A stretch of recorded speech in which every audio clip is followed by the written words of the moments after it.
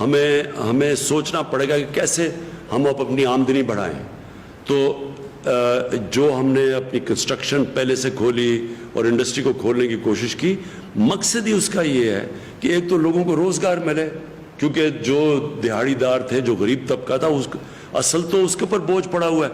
یہ آپ کے لیے یہ جو ہمارے ٹائیگرز آپ سن رہے ہیں, یہ یاد رکھیں کہ لاک ڈاؤن کا میری طرح کے لوگوں کا, پیسے والے لوگوں کا, جن کو حکومت میں کام کر رہے ہیں, تنخواہیں مل رہی ہیں, جو آرام سے گھروں میں رہ رہے ہیں, ہمارے لیے کوئی مشکل نہیں. ہمارے لیے تو بلکہ آسان ہے لاک ڈاؤن.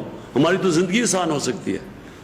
لاک ڈاؤن اصل میں غریبوں کے لیے, تنخواہ دار, جو دیہڑی دار ہے, جو ہمارے جو محنت کش لوگ ہیں, ان کے لیے سب سے مشکل رہا ہے, اور ان کی اوپر سب سے زیادہ بوجھ پڑا ہے. جس کی وجہ سے میں کہہ رہا ہوں کہ اگر ہم یہ احساس پروگرام میں ان تک پیسہ نہ پہنچاتے, آج بہت ہی برے حال ہونے تھے.